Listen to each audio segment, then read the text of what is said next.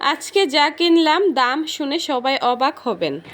আসসালামু আলাইকুম রাহমাতুল্লাহ। দেশ এবং দেশের বাহির থেকে যারা আমার ভিডিওটা দেখতেছেন সকলকে অসংখ্য ধন্যবাদ। তো আজকে যাব কাপাসিয়া বাজার ছেলেকে নিয়ে। ছেলের একটু পায়ের সমস্যা হয়েছে, তার ফুট হয়েছে, ওইখানে আর কি এটা ডাক্তার দেখায় ওষুধ আনতে যাইব। তো এই দেখেন আমরা রেডি হয়ে গেছি। এই যে আমার মেয়ে মামনি, এই যে টাকা মোবাইলে মি টাকা, এদিকে আসো, আমার কাছে আসো।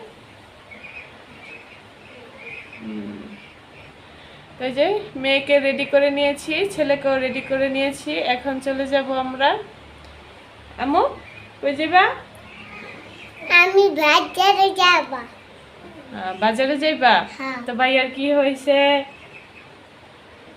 ফুড হয়েছে। ফুটেছে। এই যে আমি তাকাও, মোবাইলে আমি তাকাও, বন্ধুদেরকে বলো হাই। হাই। হাত দিয়ে এমন করো। কেমন আছেন আপনারা? কেমন আছেন আপনারা? কেন আবার বাজারে যেতে হলো প্রিয় বন্ধুরা, আপনাদের মাঝে ক্লিয়ার করি। ছেলের পায়ের মধ্যে ফোড হয়েছে, তো আরেক দিনও গিয়েছিলাম। যাওয়ার পরে নাপা সিরাপ দিয়ে দিছে, বলছে খাওয়ানোর জন্য 2 চামচ করে, যেহেতু জ্বর থাকে এটার ব্যথায় শরীরে বাচ্চার। তখন দিয়ে দেওয়ার পরে খাওয়াইছি, খাওয়ানোর পরে এটা পাকছে, পাকার পরে অনেক এটার মুখ হয়তো বা বাচ্চাই আমার ছেলেই এভাবে আর কি হাত দিয়ে খামচি দিছে, পরে রাত্রেবেলা ছুটতে গেছে গা, মুখটা ছুটতে যাওয়ার পরেই আপনার অনেক পুঁজ বের হয়েছে পাও থেকে।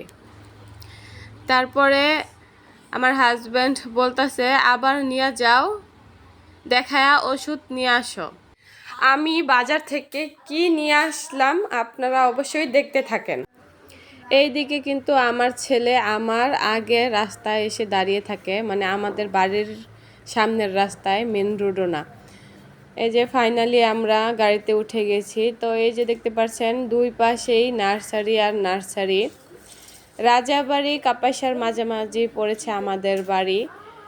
রাজাবাড়ি থেকে আপনারা কাপাসিয়া তরিক যাবেন, দুই পাশে খালি নার্সারি আর নার্সারি দেখতে পাবেন। তো এই যে এদিকে হলো, এদিকে আবার নাই, গ্যাপ দিয়ে শুধু নার্সারি।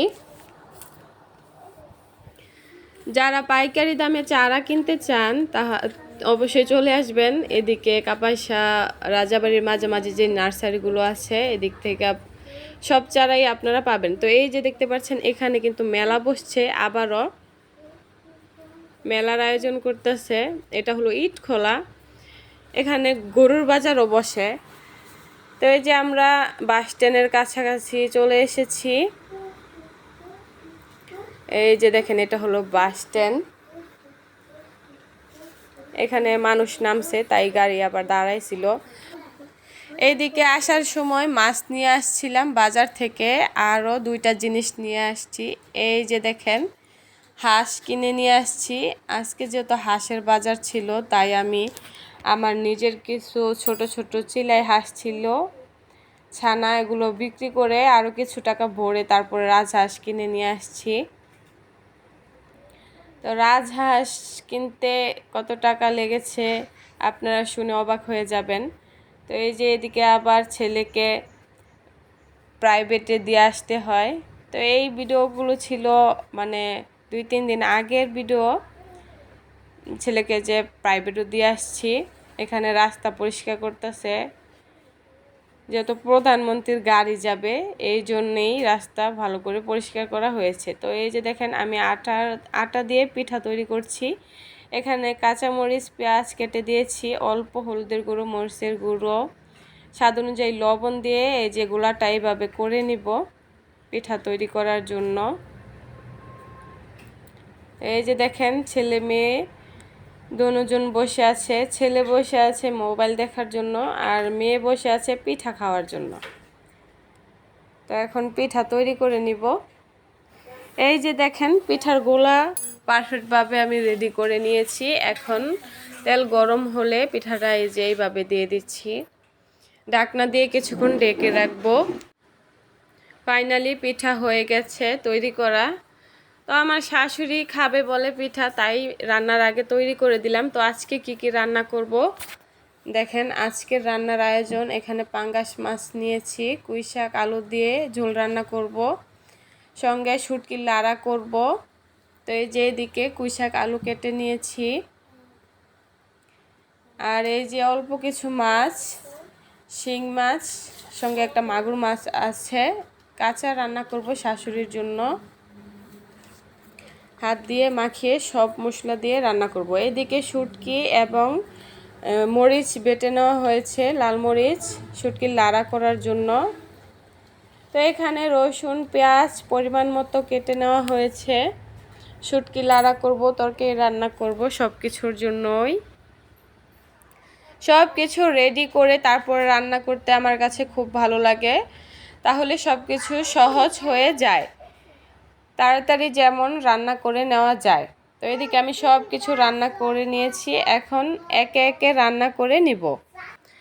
প্রথমে মাছ ভেজে নিচ্ছি, আর ওইদিকে কাঁচা মাছগুলো একদম হাত দিয়ে মাখিয়ে বসিয়ে দিয়েছি, 2 চুলায় রান্না বসিয়ে দিয়েছি প্রিয় বন্ধুরা, যেহেতু এখানে অনেক পদ রান্না হবে। সকালেই একবারে ভাত রান্না হয়ে গেছে, তো দুপুরে শুধু তরকারিগুলো রান্না করছি আমি।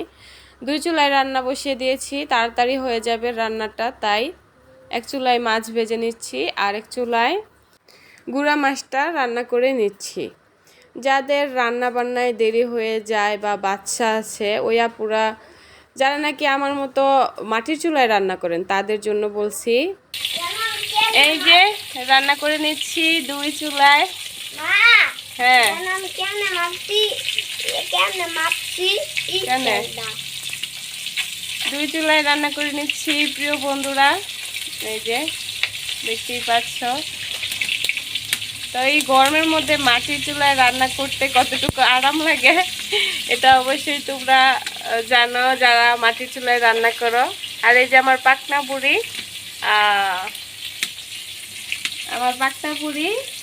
একটু পরে পরে আইসা দেখে রান্না করতে রয়েছে মাছ, নাকি পাকনা বুড়ি বলে। দেখি মা সরো, দেখি আমি তো ভিডিও করতেছি, সরো। সব কিছু গুছিয়ে নিয়ে তারপরে রান্নাটা শুরু করে দিলাম। আমি খুলতাম না। এই যে পুঁই শাক আলু দিয়ে তরকারি রান্না কি কি পছন্দ করেন অবশ্যই কমেন্ট করে জানাবেন। আপুদেরকে বলছি 2 চুলায় রান্না বসিয়ে দিবেন, যারা নাকি খড়ি দিয়ে রান্না করেন আমার মতো মাটির চুলায়, দেখবেন তাড়াতাড়ি হয়ে যাবে। সব কিছু গুছিয়ে নিয়ে রান্নাটা বসিয়ে দিবেন, দেখবেন তাড়াতাড়ি রান্না হয়ে গেছে বা আপনাদের বেশিক্ষণ সময়ই লাগেনি। তো এইদিকে রান্না শেষ করে আমি চুলার ছাইগুলো উঠিয়ে পানি ঢেলে দিব চুলায়, কারণ আজকে আমার চুলাগুলো আমি মেরামত করব। মেরামত বলতে কাদা দিয়ে লেপা পোছা করে দিব, যেহেতু একদমই চুলাগুলোর লেপ চলে গেছে, দেখতে ভালো দেখা যায় না। তো এইদিকে দেখেন পাঙ্গাস মাছ ভাজার সময় তেল পড়েছে আমার পায়ের মধ্যে ছিটকে এসে। তো সবাইকে বলছি একটা মেসেজ থাকবে, যারা নাকি পাঙ্গাস মাছ ভাজবেন খুবই সাবধানে ভাজবেন।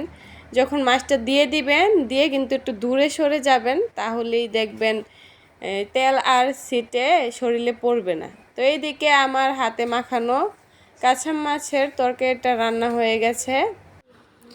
এইদিকে আমি মাছগুলো ভেজে পুঁই শাকের তরকারিটা বসিয়ে দিচ্ছি। এখানে পরিমাণ মতো তেল দিয়ে পেঁয়াজটা ভালো করে ভেজে হলদের গুঁড়ো, মরিচের গুঁড়ো, হলদের গুঁড়ো, স্বাদ অনুযায়ী লবণ, রসুন বাটা দিয়ে ভালো করে মশলাটাকে কষিয়ে নেব। কষানো হয়ে গেলে এখানে আমি কেটে রাখা পুঁই শাক আলু দিয়ে কষিয়ে নেব। এইদিকে আমার কাঁচা মাছটা রান্না হয়ে গেছে। তো কেমন হয়েছে বোনাটা অবশ্যই কমেন্ট করে জানাবেন। বোনা করে নিলাম কাঁচা মাছের।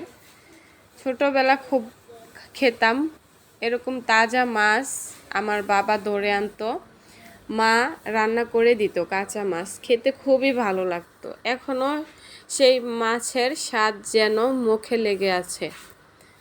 তো এখন নিজে রান্না করে খাই, কেন জানি না ভালো লাগে না। মাঝে মাঝে শাশুড়ি রান্না করলে ভালো লাগে বা মায়ের হাতের রান্না খেলে খুবই ভালো লাগে। আমার কলিজার ভাই বোনেরা কারা কারা মায়ের হাতের রান্না মিস করো আমার মতো অবশ্যই কমেন্টে জানাবে।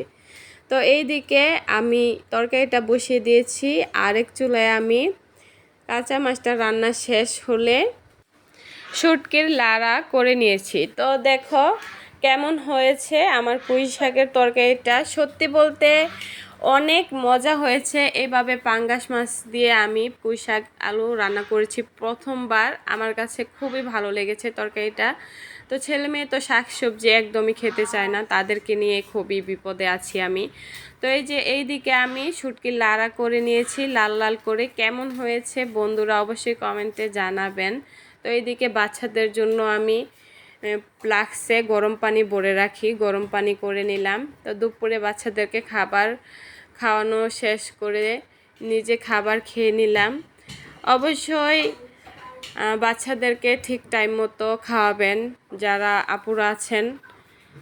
বাচ্চাদের কিন্তু আগে খিদে পেয়ে যায়, আমাদেরই কিন্তু বড়রা আমরা যারা আছি গোসলের পরে একদম খিদে লেগে যায়। ঠিক টাইম মতো খাবারটা খেলে সবার জন্যই ভালো।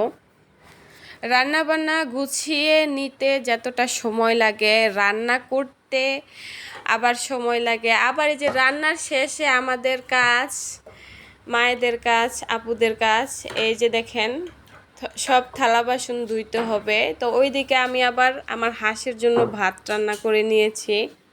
তো এই যে দেখেন এই হাঁড়ুগুলো সব গুছিয়ে নিতে হবে যেহেতু রান্না এখন শেষ। তো রান্নার আগে গুছানো সব কিছু দেখাই আপনাদেরকে। তো রান্নার পরের কাজগুলো আপনাদের মাঝে শেয়ার করি, যেহেতু আমার সবই আমি রান্না বান্না নিয়ে আমার সারাদিনের কাজগুলো শেয়ার করে থাকি আপনাদের মাঝে।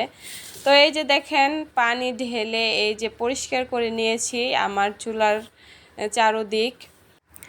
এখন কুড়া আর কাদা এনে রেডি করে নিয়েছি আমার চুলাগুলো মেরামত করার জন্য। তো এই যে দেখেন আমার মাটির চুলার ফাইনাল লুক। তো কেমন হয়েছে লেপা পোছা করা অবশ্যই আপুরা কমেন্ট রেখে যাবে, যারা নাকি আমার মতো এরকম মাটির চুলা লেপা পোছা করতে ভালোবাসো বা করতেই হয়। আমি পছন্দ করি লেপা পোছা কাজ, আমি সব কাজ করতেই ভালোবাসি। আল্লাহর রহমতে সব কাজই পারি আপনাদের দোয়ায়। তো এই যে দেখেন আমার কাছে কিন্তু মাটির চুলা লেপা পোছা করার পরে কিন্তু খুব ভালো লাগে দেখতে। তো লেপা পোছা করার শেষ করে আমি গোসল করেছি। আমি কিন্তু বাচ্চাদেরকে দুপুরে খাবার খাইয়ে ঘুম পাড়িয়ে তারপরে আমি চুলা মেরামত করতে গিয়েছিলাম। তো এই দিকে দেখেন আমি যখন একটু বসেছিলাম, মানে একটু শুয়েছিলাম, বসে থেকে একটু শুয়েছিলাম, আর আমার বাহিনীরা এসে এদিকে থলুবুডি লাগাই দিছে, ডাকাডাকি শুরু করে দিচ্ছে, মানে ওদের খিদা পেয়েছে। বোবাজাত জিনিস, ঠিক টাইম মতো সবাই খাবার দিবেন যারা নাকি পালন করেন।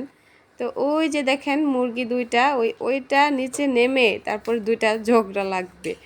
তো আমার কাছে খুবই ভালো লাগে বোবাজাত জিনিস পালন করতে। মাশাল্লাহ আলহামদুলিল্লাহ, সবাই দোয়া করবেন আর সবাই আমার মুরগিগুলো দেখে মাশাল্লাহ বলে যাবেন। তো এই যে দেখেন কত সুন্দর করে চলে আসে। তো আমি কিন্তু প্রতিদিনই এইভাবে খাবার দিয়ে তারপর একটু হাতে ধরে নেই। এখন বলছি কলিজার আপুরা আমার রাজহাঁসগুলোর দাম কত নিয়েছে। 2600 টাকা নিয়েছে জোড়া। তো বেচতে গেলে হাঁসের কোনো দাম নাই, কিনতে গেলে অনেক দাম। অবশ্যই বলে যাবেন আমার এই কথাটা ঠিক কিনা। যারা যারা আমার ভিডিওটা শেষ পর্যন্ত দেখেছেন সকলকে অসংখ্য ধন্যবাদ।